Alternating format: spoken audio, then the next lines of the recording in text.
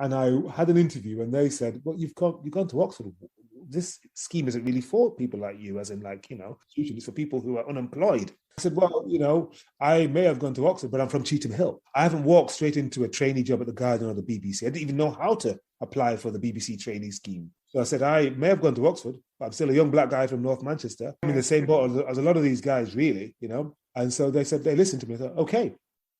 And so that was the start of my experience at Area News as an employment trainee. So just getting income support, essentially, but cutting my teeth. My patch, because we're all given patches, was, I think, Hume, which is near my side. And then I was the local council reporter, as I got more experience. Yeah. And then as a side hustle, as we call it today, I started offering features to the Voice newspaper, Caribbean Times, Manchester Evening News, and I started getting stuff published. That must have felt so good.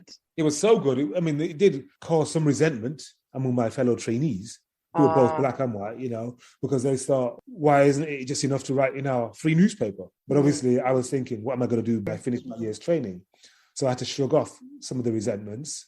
And as a result of that, I started getting interviewed as well on television locally. So, we had this thing called Northwest Tonight, which is like the BBC programme in Manchester, and then Granada Reports, which is the ITV one. But one of the, a notorious clip was when Michael Heseltine, he was then the Deputy Prime Minister, I think, and he came up to Moss Side in Manchester to launch something called City Challenge. That was a scheme whereby depressed local areas could bid for money. I think it was £37 million over 5 years.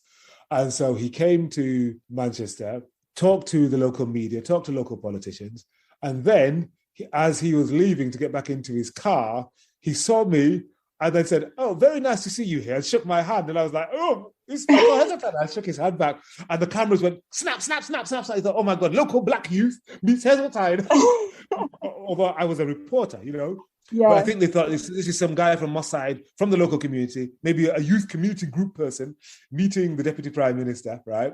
And so it was on the evening news. He was on the evening news. And I was sitting there with my mum and dad, and my dad saw it and he went, hey, hey, he was so happy. He said, this is why we have children.